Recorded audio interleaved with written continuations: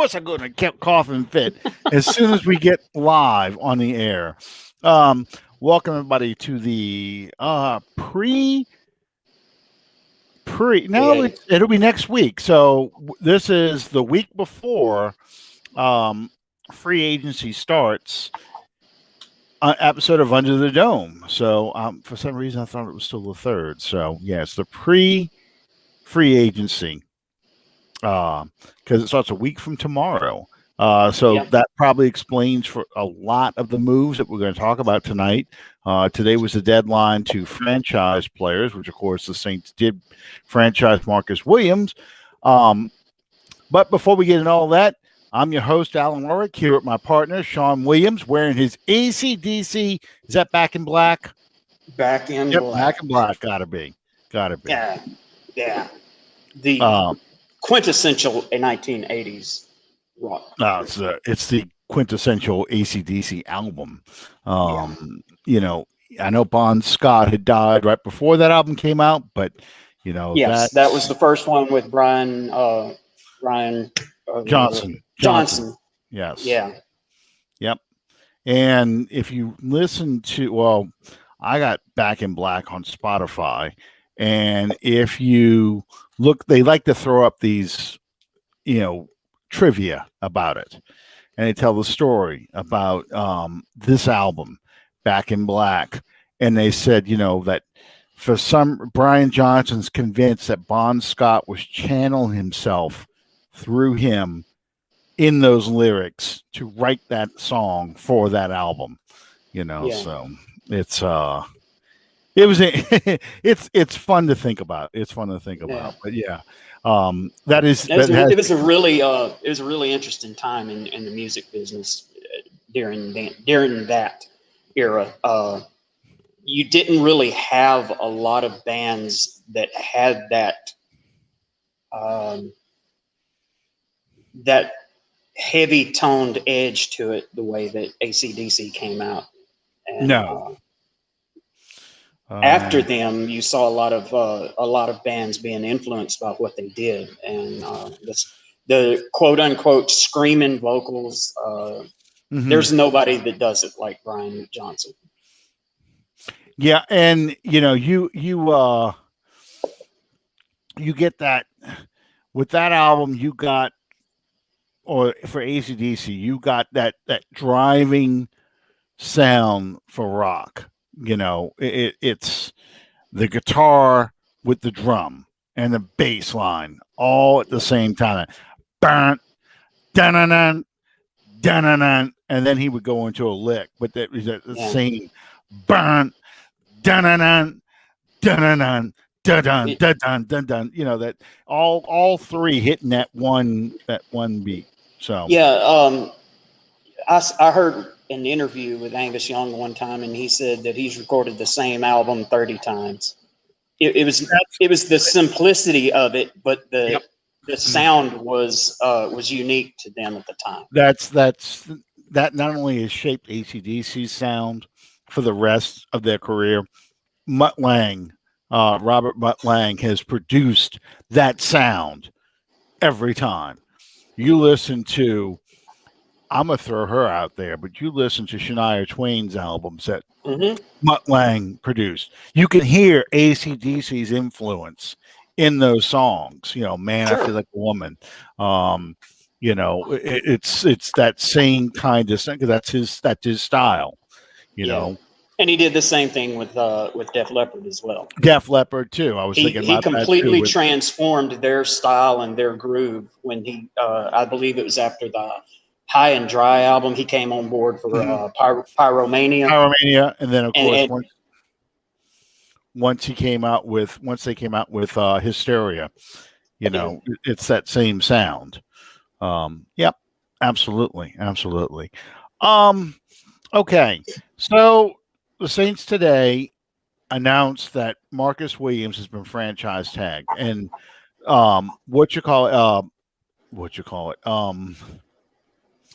Anna asked, why Marcus Williams? I think mainly because Marcus Williams, for his position, is a top 5 safety as far as the Saints view him. Yes. That they're not going to get a better safety in free agency or in the draft.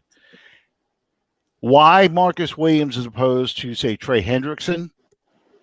I think because the franchise tag cap charge for safety is far cheaper than it is for a defensive end. And I think that, as you alluded to, I think that Marcus Williams is far more essential to what the Saints are going to have to maintain in terms of their roster. Looking at this moving forward, Marcus Williams is more valuable than, say, a Trey Hendrickson. And this, as you and I were discussing off air, this move saves you having to go into free agency and outbid somebody to keep him, like you saw with Von Bell a couple of years ago. This saves you the headache of having to try to bid for his services rather than just put the franchise tag on him and be done with it. Yeah, the franchise tag, I was just looking it up. Franchise tag for a safety is $10.5 million. That's roughly what Marcus Williams is going to count against the cap until he signs a contract. $10.5 million. Compare that to, let's just say, a wide receiver, Chris Godwin for the Buccaneers is $16.5 million. Let's see. I'm trying to find a defensive tackle or defensive end to give a good comparison. No. Come on, there's got to be one in here. TJ, maybe? No, I'm looking for what the figure would be for a defensive end, because there's a dollar figure because it's the average of the top 5 players. Yeah.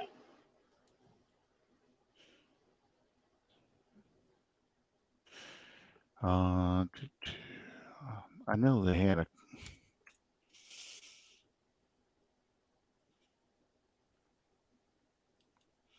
Let's see. Trying this right now and see if I have a dollar figure. I don't think anyone tagged a defensive end this year, so that's what's going to make it hard to find the exact figure. Because I see a lot of receivers. I see there's 2 safeties, Marcus May for the Jets, and then of course, Marcus Williams, right tackle. Well, Dak Prescott signed his deal. Quarterback now. That's another left tackle, guard. Tells you something how they view players now. Leonard Williams is $19.351 million, which is roughly, but I don't think he's been tagged. So, yeah, I don't see one. I'm going to guesstimate it's probably, my son's saying about 15 million. It's probably 15 to 20 million. So it's almost double what you would pay for a safety. So that's the other reason why you wouldn't tag a guy like Trey Hendrickson. It's just it's way too much. Oh, I think he's going to sign. Chad says, sorry. That's the wrong one. Chad says, I feel Williams will sign before the season. I think he's going to sign roughly before free agency starts.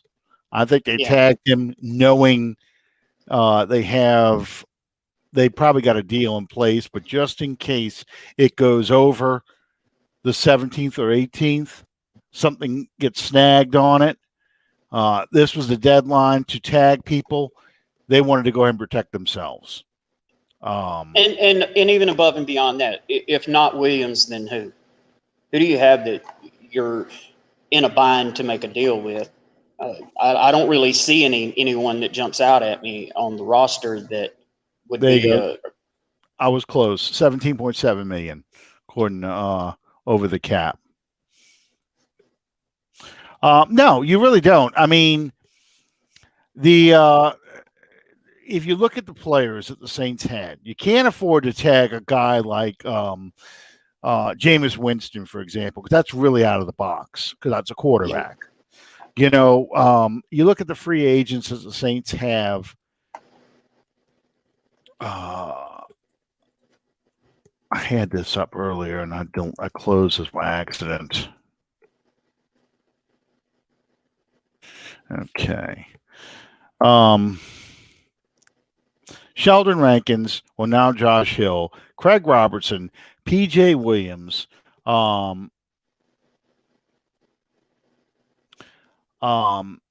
we just let Jerry Cook go.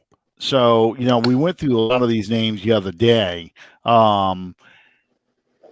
We just re-signed Dwayne Washington, re-signed Ty Montgomery, you know, James Hurst. You know, none of these guys you really wanted, you would want to put the cap on. We re-signed JT Gray. So, you know, it's either Trey Hendrickson or Marcus Williams, and the smart money says you go ahead and tag Marcus Williams, he's cheaper. And Sheldon Rankins, you really have his replacement on the roster right now with Onyemata. So, you know, there really wasn't a player that we're going to put the tag on. So it's this should be interesting. This should be interesting to see how this plays out.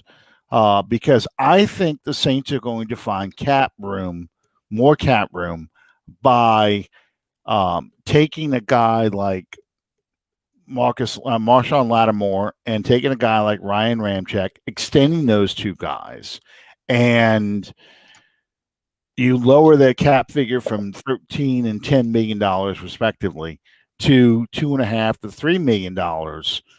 Even though they signed a big contract with the money pushed out towards the back end. I think that's where you'll see how the Saints create more free agent, more cap space to get under the cap. I was just looking at this too. You know, we were talking about edge rushers. These are the names that are going to be available this year. I'm gonna butcher this guy's name, but you know, you look at Jadeveon Clowney is going to be back out there again. Shaquille Barrett, Yannick Ngakwe, Dante Fowler, Eric Armstead.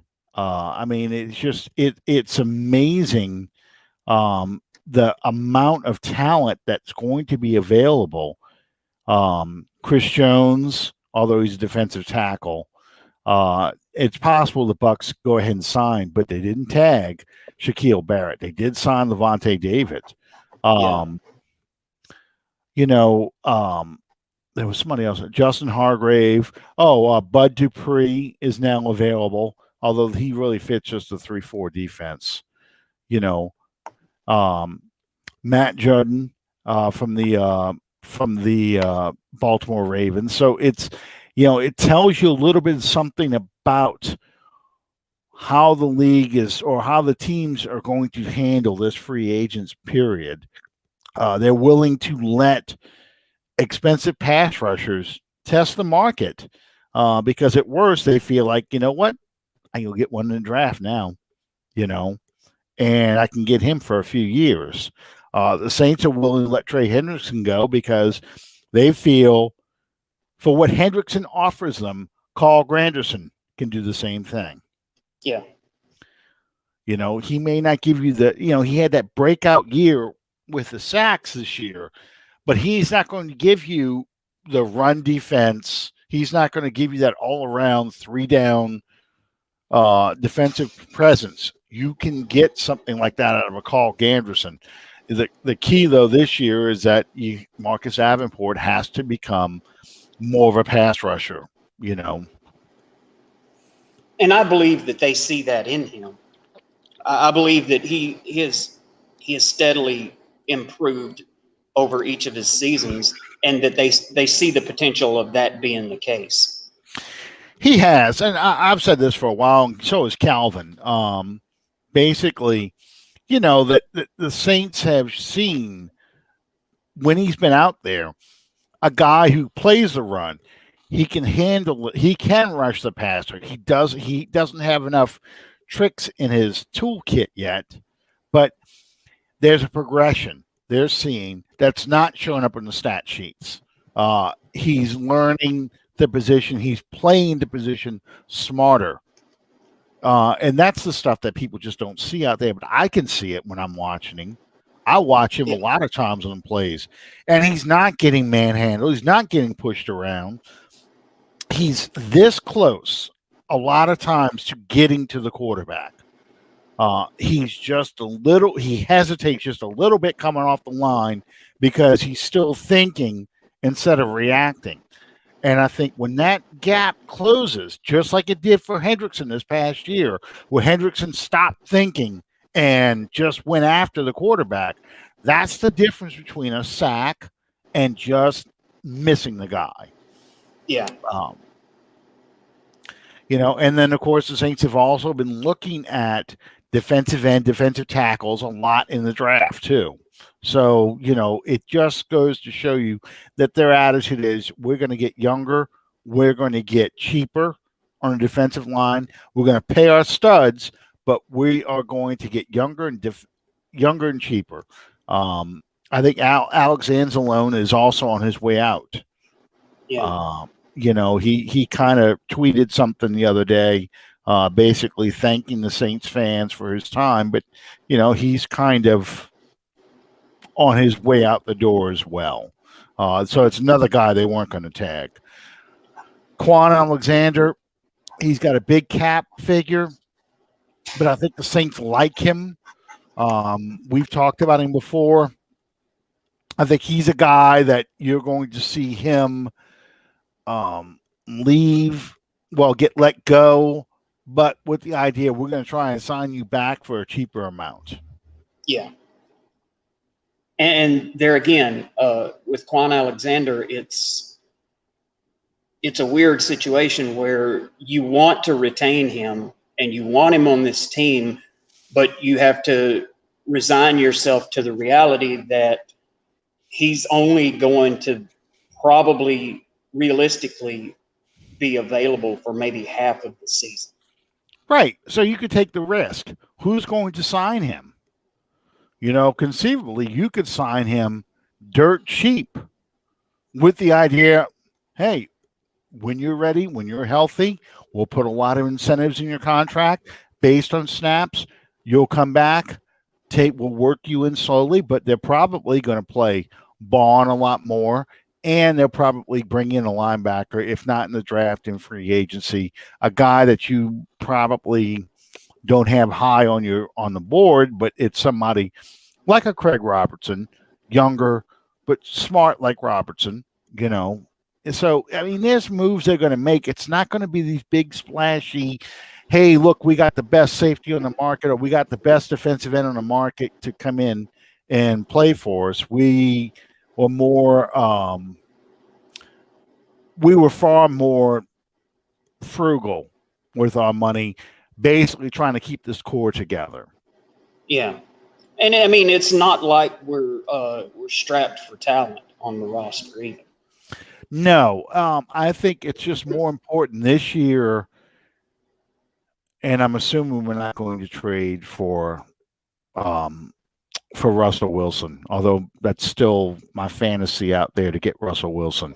But Jerry Jones did us a favor, because them throwing the kind of money that they did at Dak Prescott, that just takes that team off the list for potential landing spots. The battle, if there's a battle for trading someone, and this is what's weird about this too. We were talking about this last week, and it's gotten even more interesting this week. The Texans are out there telling everybody, Deshaun Watson is not available. Stop calling us. We're not even taking calls. He's not available. Now, Deshaun Watson is telling you, I'm not coming to play for you guys. I'm not going to be here. And when Watson makes the statement, he will retire before he plays for the Texans ever again, that's when it hits the breaking point. That hasn't gotten there yet.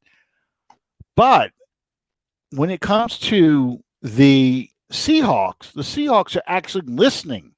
They're like, okay, yeah, we are going to take some calls to see what we can get. What are you willing to give us for Russell Wilson? And that's really interesting because he listed his 4 teams. The Raiders are going to stick with Derek Carr. They've already said that. The Cowboys have signed Dak Prescott to that big contract. So really, it's the Bears and the Saints competing.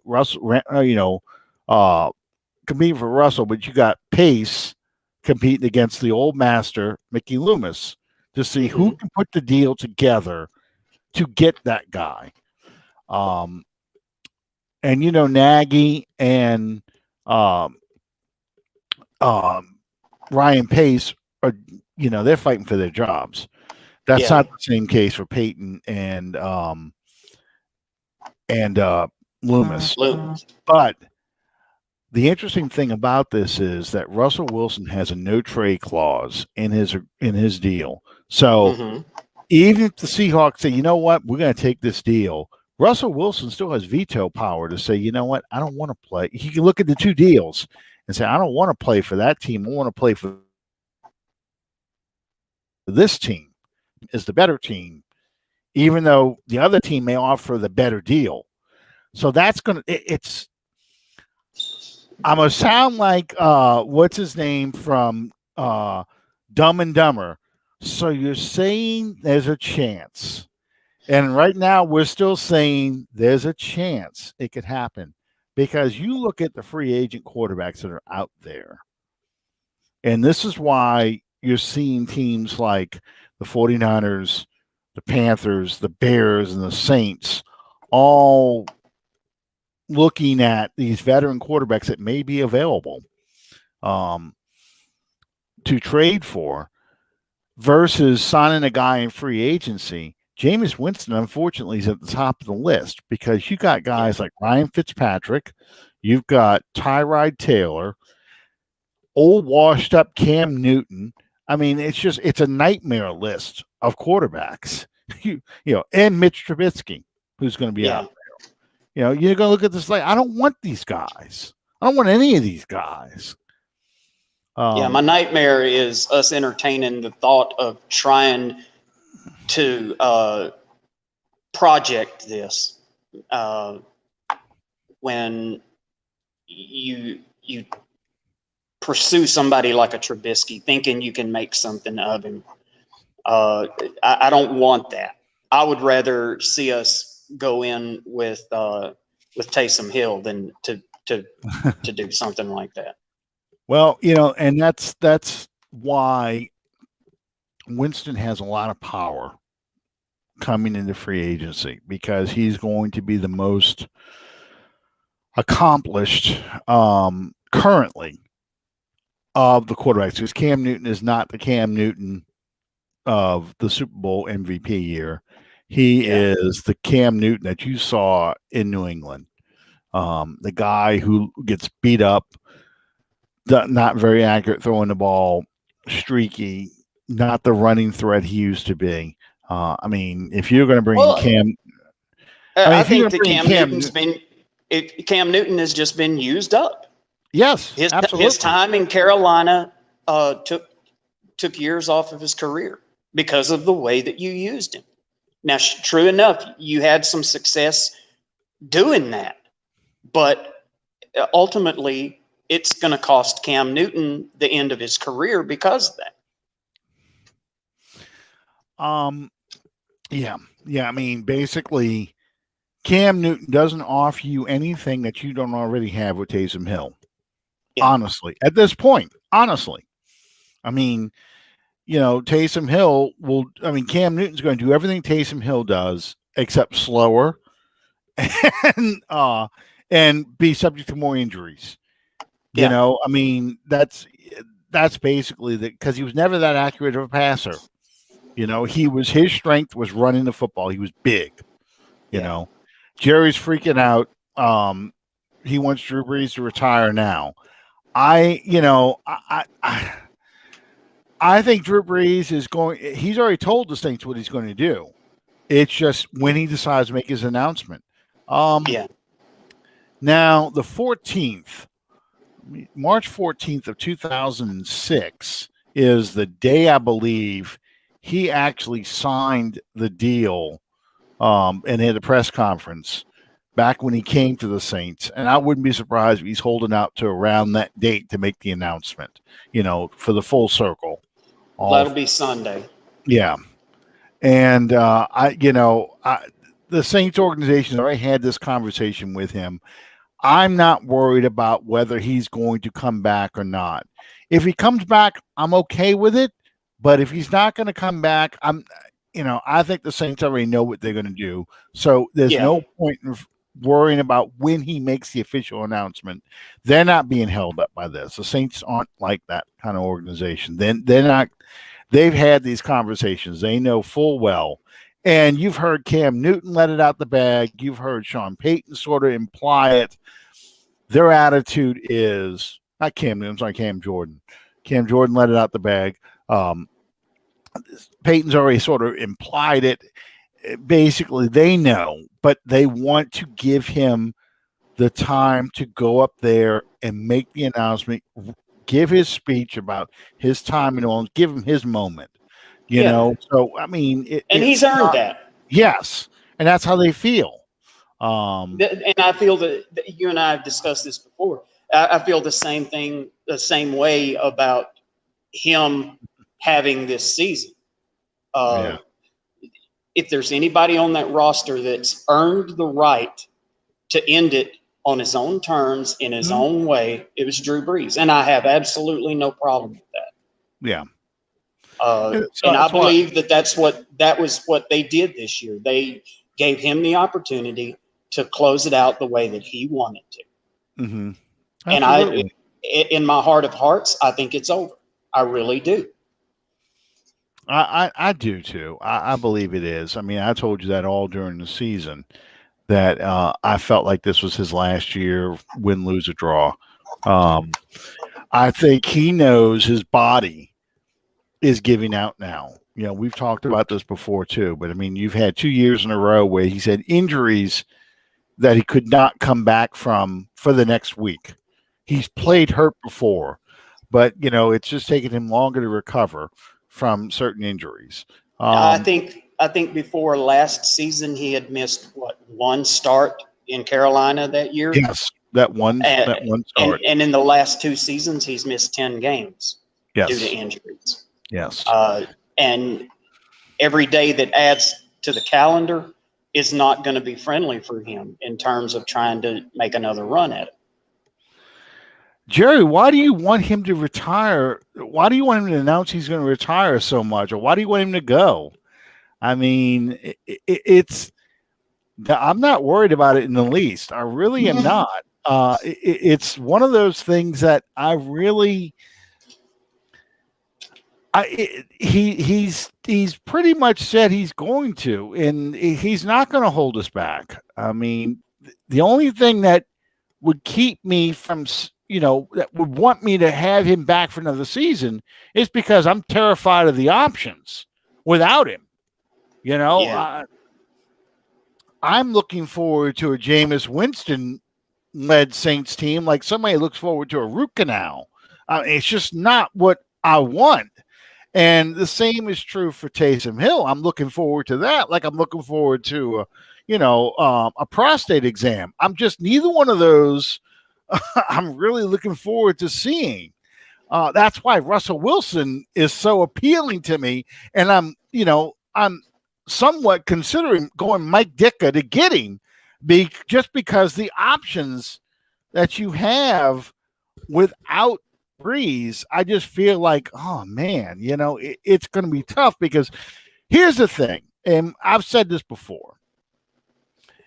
When it comes to Winston, I'm worried about the turnovers, and I really am going to, because I'm already aggravated enough with the trolling by the Buck bandwagon fans, because all those idiots weren't there a year ago or 2 years ago. Now they're all out the woodwork talking all kinds of shit. And a year ago, you couldn't find these clowns.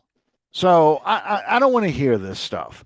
But what I really don't want to hear is I don't want to hear the Buck fans laughing at us because we go through the same crap they went through, for the past 5 years with Winston at quarterback. That's what I don't want to hear, because I've already lived through that shit before with Richard Todd. I've already lived through that crap before with, Ken Stabler. I've lived through that, just guys that never worked out for us. Wade Wilson, and I'm terrified of that, yeah. That's this is basically Bucks don't have fans Brady not exactly. I make no mistake about it, and I don't want there to be any misunderstanding or misgivings about this. My favorite player of all time, bar none, is Drew Brees. I love what the man meant to this team. I love what he meant to this city and state. I love everything that the man stands for. Everything that he was off the field is just as equally important as what he ever accomplished on the field. Now, that being said, I'm ready for whatever's next. I am. Here we go, my brother. This is true. I've got the pictures to prove it. I'll lay the receipts out there. Where were you son of a bitches when you guys sucked? Because you could go shoot gear in Tampa Stadium because there was nobody there. When we played in Tampa Stadium, it was a freaking home game for us because I could hear Saints fans over the Tampa fans. So they can get the hell out of here with this. Oh, look what we did. Who's we? You got a mouse in your friggin' pocket. I got the receipts to prove in 1980 I was at the Saints Cardinals game where we had 7 yards rushing. It was a week after we traded Chuck Muncie to the San Diego Chargers because Muncie got benched for the Dolphins game the week before. Muncie had showed up in the middle of the second quarter to the Saints game the week before, in week 3, because he was on a cocaine binge. And, he woke his ass up middle of Sunday morning, hauled ass to the stadium. They get there and show up in the middle of the second quarter. So the Saints suspended him for the Miami game. And that was it. They're like, we got the deal together. We shipped his ass out to San Diego. We got a second-round pick, which was used to pick up Ricky Jackson in the 1981 draft, but that's beside the point. But yeah, they shipped his ass out. So the following week, week 5, we play the St. Louis Cardinals, because yes, they were the old Cardinals. I'm at this game. We get our ass kicked 40-7. We had 7 yards rushing in that game. That's how bad it. Wayne Wilson was leading the team in rushing. That's how bad it was. I mean, people were even booing the paper airplanes that were coming on the field. So I don't want to hear this, well, we only show up when they win. My ass was there, win, lose, or draw. That's right. How many Buck fans can say that? I promise you, it ain't that many. It really isn't. It's too hot. It rains too much in Tampa. They don't show up unless they're winning. So that's my rant. But it's true. I mean, it's the same. It's the same for all these teams. You never saw New England Patriots fans until Belichick and Brady got there. It's just that, yeah, Patriot fans. The Patriots. They're before Brady and Belichick. Their claim to fame was Bill Parcells coached his last game as a Patriots head coach. In the Super Bowl that Brett Favre won in New Orleans. Mm-hmm. And prior to that, the last time they were in New Orleans for the Super Bowl, they got ass dragged by the Chicago Bears 46 defense. And unfortunately, it's because Miami turned the ball over too much in the AFC Championship game, because I would have loved to see the Dolphins against the Bears in the Super Bowl. and Buddy Ryan blitzing again. Go blitz Marino. Go ahead. See what happens. Yeah, see how that works out for you. Yeah, but it just didn't. That was the closest Marino came to getting back to the Super Bowl was 85 season. Yeah.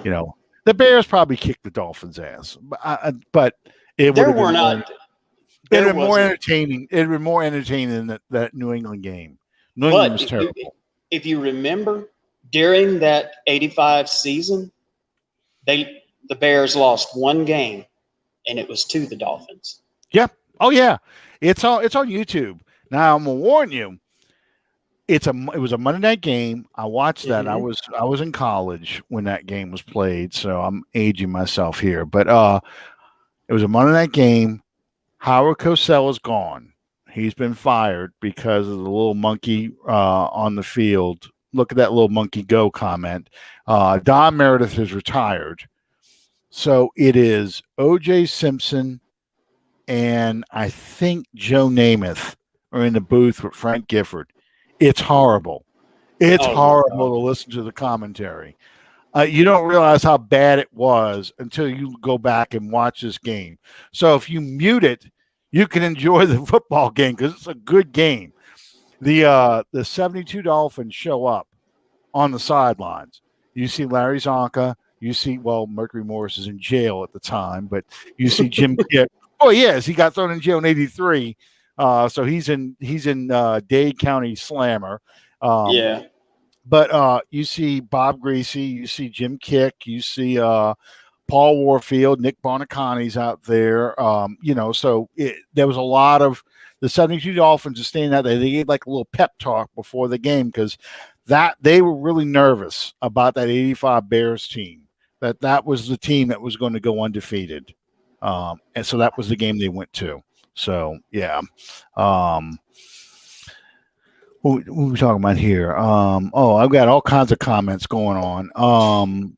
Yeah, Bledsoe. Well, Bledsoe, I used to feel like Drew Bledsoe was a poor man's Dan Marino. I really did. Yes. Yeah. And that game, opening weekend, Dolphins, Patriots, the year after Marino came back from the Achilles tendon, he tore his Achilles tendon the season before. That's when you had Bernie Kosar, and of course the infamous Thanksgiving game when Leon Lett slides in the snow and touches the ball. That's the year that Marino tore his Achilles tendon. So I think that's 93. So it was a 94 season opener. Might have been 95. I might be off by a year. But Bledsoe versus Marino in the mud at Joe Robbie Stadium because Joe Robbie was being used for baseball too. And that was a hell of a shootout. That's a great game. So that's one of the best games. Just bring Luke the Gunslinger. Yeah, there you go. Yeah, my brother used to go to the games we'd alternate back then, old Saints games. So he knows all about the paper airplanes. Danny, you remember the opera seats that we sat in next to the scoreboard up in the terrace level. They don't have those seats anymore, but there were a set of colored seats as opposed to the gray seats. They were padded better, so they had the color padding on the back. But they called them opera seats because they hung over the loge level next to the scoreboard, and we were in the front row. So you had the ledge in front of you and then a railing. Well, the ledge was wide enough for you to set your drink on, okay? Now they got a piece of wire there, so you can't do this. But people used to set their drinks on it, and something would happen, and you jump up and you knock your drink over. People in the loge, you get beer dumped on them all the time. And my brother remembers that. My brother's also the only person that I ever saw ate those damn Superdome hot dogs. I would go dumpster diving before I ate those Superdome hot dogs. My brother used to eat that crap all the time. So, yeah, Fran Tarkenton was on Monday Night Football too in the '80s. They went through a lot of talent because it wasn't until '89, I think, '88 or '89 that you got Al Michaels, Dan Dierdorf, and Frank Gifford out there. So yeah, it was and that's when you also got the Hank. I know for sure for '89, the Hank Williams Jr. song debuted. Are you ready for some football? But they did that because nobody was watching Monday Night Football anymore. They couldn't figure out why. They assumed it was all Howard Cosell, but people just weren't watching Monday Night Football anymore. So they were trying to come up with anything to make people excited about going to see it. So yeah. No, those hot dogs. There was I say this about Taco Bell too, but there's a direct correlation between the number of cats in the area and how many hot dogs the Superdome sells. So, that's my theory. I'm sticking with it. Oh my God. It's true for Taco Bell. This is true. You can look this up. The meat they sell is graded just at, there's a line that says this is edible for humans versus dog food. That's where they are. They're right at that line. Especially back when we were in school, when I was in college, and they had that 59, 69, and 79-cent taco menu. Mm-hmm. Now that's how musicians survived, man. Well, that's just it. If you've been out drinking all night, you've killed all your taste buds. So you've been doing Pat's Blue Ribbon all night, 50 cents a cup, and there's a big cup like that, or the $3 pitcher where I think the alcohol is only cleaning that pitcher. You're immune to the barely edible food. You're immune to coronavirus. You're immune to a lot of stuff. That's right. You survived that stuff. Yeah. Taco Bell best after 2 a.m. That's right. Because they're the ones that were still open. That's right. Yeah. So finish your set at 2, and by 2:30, you're eating soft tacos. Grind meat. No, grind meat was the right answer. Oh God. Oh no, I'm not going anymore. I'm not going anymore. But I know people like my kids are like, Dad, how come you don't like Taco Bell? I'm like, because you know how you have that, because they're all old enough now, but you know how you have those flashbacks to that alcohol? You smell that alcohol and it almost killed you. That feeling, yeah. That's how I feel about Taco Bell and peppermint schnapps. Both of those, I'm like, we pass on those things. Yes. Yeah. We just don't do that. Yeah, we don't do that anymore. All right. So the Saints released Jared Cook, they weren't going to re-sign him anyway. But it's just official. He's not coming back. They released Josh Hill. So those are the two biggest moves they made until this past weekend, where they released Thomas Morstead. And you saw, and I'm sure you looked at it too on social media, Thomas Morstead gave a heartfelt thank you to the fans. He had something to say about being let go, and you could see the Saints fans, what they had to say about the fact that Thomas Morstead was gone, how much he meant to him. And, it's funny because to non-Saints fans, you're like, it's a friggin' punter. What do you care? But he's one of the most popular players on the roster. We talk about how much people love Drew Brees. People love Thomas Morstead, not for the same reasons, but just as much. Yeah. What do you, because I have certain things I loved about Thomas Morstead. What do you have as like a memory or something you really enjoyed about Thomas Morstead? Probably the biggest would be ambush. And you have to be able to wrap your mind around that play. The fact that you're in the biggest game of your life, you're a rookie, and they ask you to do this. I cannot imagine the pressure that guy was under on that one particular play. And he had never kicked off before that season. Yeah. And he had never done an onside kick until that week when they were practicing it. So yeah tremendous pressure. But I don't think that there's nearly enough credit given to him for everything that he did in the community, all the things that he did through his organization, and nobody really hears a lot about that. But Right.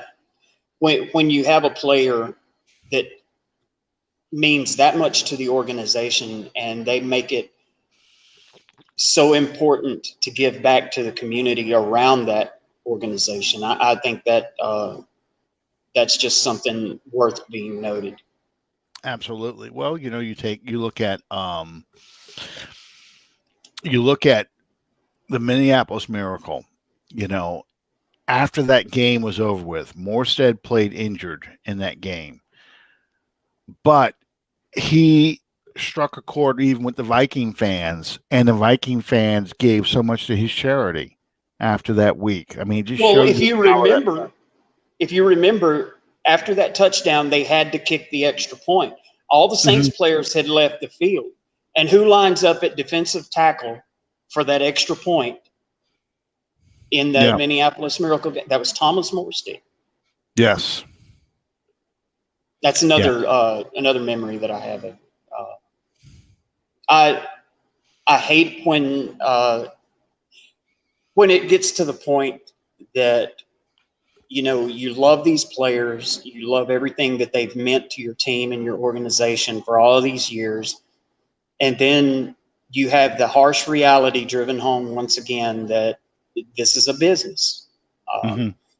Loyalty is great, but sooner or later the end of the road comes, and I think it's sad for Morstead because I know what being a New Orleans Saint meant to him, and all the memories that he was a part of over the years. Uh, I hate to see him go. I really do. I mean, And above and beyond all of that is the fact that he was a really, really good punter. mm-hmm.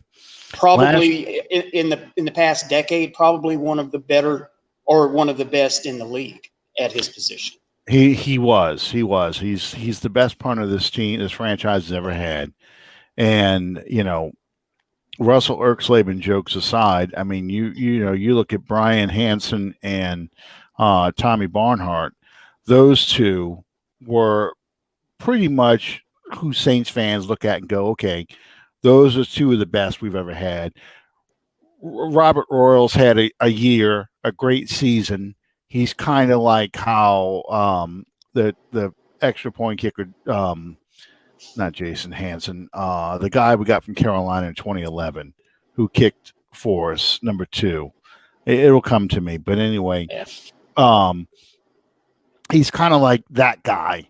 Had that one great season with the Saints, and that was it. The only other one was Mitch Berger, was pretty good. But, I mean, when you go through Saints punters, rarely do you think of anybody else other than Thomas Morstead now, just because he was so good at flipping the field. And that's what I'm always going to remember on him is, not only did he flip the field when he did kick, he was a great angle punter. So he limited the kick returns against him. It was a weapon. And, I got the biggest kick out of, and this is again going with the way why I'm a mystery Brees and the way this team was built.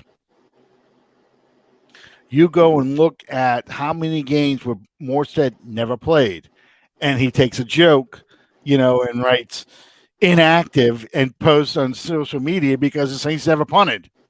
Yeah. He'll post a picture of himself sleeping in his locker. Yeah. Morstead inactive this week, and it's great. He had a sense of humor, and it makes him even more popular with fans. No, Hopkins, I'm not sure who you're talking about, Calvin. That wasn't a punter for the Saints. It's the punter, the guy that they stashed on the IR. I couldn't think of the word, but IR. Blake Gilkin, I think is how you say his name. That kind of told you where they were going to go this year with a punter because they stashed him. They wanted to hold on to him. It just showed you where this franchise is probably going to go. But he had a great tweet. That's what Chad's talking about. Chad said he put out a great tweet thanking Morstead for teaching him, talking to him about what it's like to be a punter in the NFL, telling him all the tricks that he needs to learn. We'll see how this works out. But I think, that's the part we're going to miss the most about Morstead is that confident feeling that A, it's not going to get blocked, and B, there's probably not going to be a big return. When he punts that ball, he's going to flip that field. And teams that think they're going to get good field position, when they've got the Saints pinned inside their own 10, and Morstead would kick it almost to the 30 of the opposition, and people are like, holy crap, that's the stuff I'm going to miss. That's the stuff I will miss. So, yeah, it's – oh, yeah, Dustin Hopkins. You're thinking of the kicker. Yeah. Dustin Hopkins kicks for the Washington football team still. You remember this. They had the two kickers, Locker, I think was the other dude's name, and Dustin Hopkins competing after Mike Carney. And they kept Locker, I think his name, and let Hopkins go. And people were like, damn it, you're an idiot. Hopkins was the better kicker, and he turned out to be the better one because he's got a longer NFL career. So, what's this? Who's going to be the wide receiver coach for the Saints? Wait a minute. That's CJ Johnson. He's not leaving. He didn't leave unless something's going on that I don't know about. But I haven't heard anything. As far as I know, CJ is still the receiving coach. So they've already had Hugh Jackson. Not Hugh Jackson. They had what was his name? The number 29 for the Los Angeles Rams in the 70s. He was a receiver. Mike Ditka hired him. His Harold Jackson. That's who. Harold Jackson. That's who the Saints had as a wide receiver coach under Mike Ditka. So, no, I don't think that the Saints are replacing the receivers coach. They've already made the promotions within the team. The tight ends coach is now the former offensive line coach, and Zach Streif is coming in not to be the head offensive line coach, but an assistant. So, Hopkins, Hopkins is still missing some kicks, but he was still the better kicker of the two choices. We've got a much better kicker now, which I'm curious to see if they bring any competition this year for Lutz, because I think Lutz. I wouldn't think so. Well, he had a bad year. I thought he had a down year. Well, I don't know if he was hurt, but he missed. He was playing hurt. Yeah, he missed one kick per game, seemingly over the last month and a half of the season. Well, I remember he I want to say it was an extra point where he hyperextended his knee. Yeah, against the Falcons. And it was a rough go from there on towards the end of the season. Yeah, but I'm just thinking of I don't agree with that, Donald. CJ may be an offensive assistant, but he's still involved in those receivers. I mean, the only thing they do is they have more input on the offensive scheme, but he's still involved with the receivers. But anyway, the last thing I want to talk about before we go, talk a little bit about the running back position and the tight end position. We kind of touched on it a little bit with the release of Josh Hill and Jared Cook, but I think how would you grade the tight end positions first off? C- at best. Yeah. I agree with that. I was well, realistically speaking, for me, the tight end position can largely be summed up by the performance of Jared Cook, and I was greatly disappointed in the way that he played this year. I really was. Yeah. Me too. You got absolutely no consistency. You'd have a great quarter and then go 3 games with nothing. I was terribly disappointed with the way that Jared Cook played this year. Absolutely. I was too. I mean, I thought Jared Cook brought on this last year, did everything that Kobe Fleener was doing with the Saints. I mean, that's the problem. And I think a lot of times the tight end position kind of gets judged by who's going to be the next Jimmy Graham, and they need to kind of let that go and just say, we just want a tight end that's a reliable receiver and can block. Yeah. You know, Josh Hill gave you what he could. He's really the run blocker. So, you know, you look at any great run, Josh Hill probably laid somebody out. But Yeah. I think the potential of Adam Trotman, I don't think he's ready to be a number one tight end, but I think he shows the potential to be more than what a guy like Josh Hill was. But I do think they need to bring in a top flight tight end. And, you know, Calvin knows this. I'm in love with the tight end from Florida, but we're not going to get him. We just can't get up high enough to get him. So I'm curious to see what kind of interest a guy like Hunter Henry, who did not get tagged by the Chargers, draws. Because I think Hunter Henry is a guy that would fit in well with this offense. We can do some things with him, but I'm worried that he is going to kind of be like Jared Cook from the standpoint of, you know, hot, cold kind of player. But the advantage you have with him is youth. And I think realistically now, Saints fans have to kind of expect, let's get a tight end that catches about 50 balls for about 600 yards and 5 or 6 touchdowns. That's about what we're going to get out of a tight end now. You know, the idea of getting a tight end that catch close to 100 passes for over 1,000 yards and 10 to 15 touchdowns, that's just not going to happen anymore. Not with this offense. Well, I saw an article a few weeks ago that suggested that the Saints go after, I want to say he was a Minnesota Vikings tight end. Oh, Kyle Rudolph. No, it wasn't that name. It was a name that I didn't recognize. God, I wish I'd have saved it now. Kyle Rudolph was the guy they let go, but you know, Donald, I think Adam Trotman is going to do good, but I think he is a guy that you kind of have to bring along. I don't think he's ready to be a primetime player yet. I think he's your good number 2 tight end who can do a lot of things for you, run block and catch passes, and probably runs a little bit better after the pass than say a Josh Hill. But I think he made good strides this year. He did. I just don't think he is ready to be that number 1 tight end. It's going to split out wide, outside the numbers, that kind of thing. That's where I think, I don't know, O.J. Howard is, because he was a first-round draft pick, but I don't know what the Bucs are going to do with him. I really don't. Because clearly Cameron Brate's the better tight end for them. Yeah.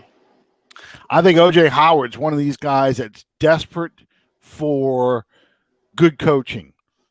And desperate for an offensive scheme that kind of plays to his strengths. I don't know what the Bucs are going to do with him. I really don't. Well, he was virtually invisible during their playoff run because they used Gronkowski so much. Yeah, he got hurt during the season, and then prior to that, he couldn't catch the ball. But I just don't think the Bucks really knew what to do with him. I really, he's just one of these guys that they expected he needed more development. And they expected him just to go out there and be a Gronk, be a Jimmy Graham, be a Travis Kelce, be a George Kittle, just coming straight out of college and do that. And he's not. But I think he has the potential to be a good, solid tight end in the NFL. He's just not one of those elite tight ends like the people I mentioned, especially a Kelce or a Kittle today. He's just not that guy. But,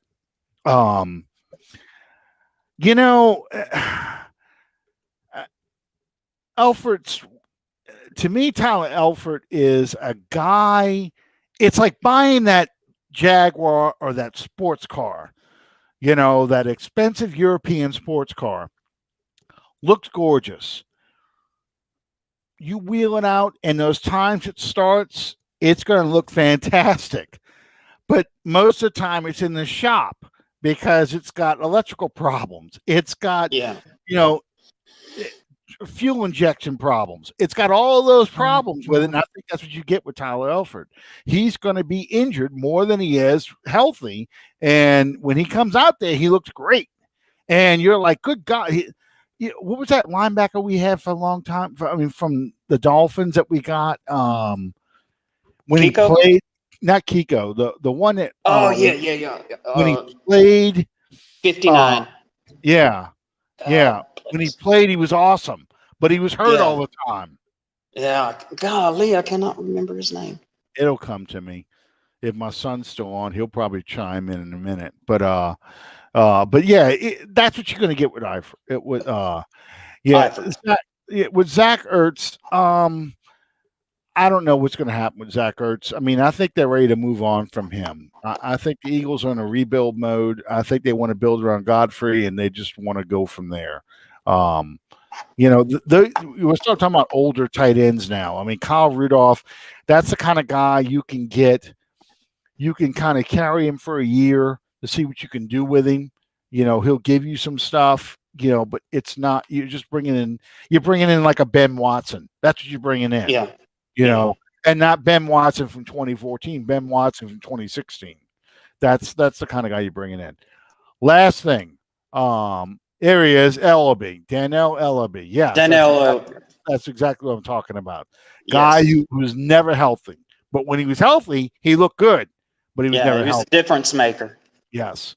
Running back position.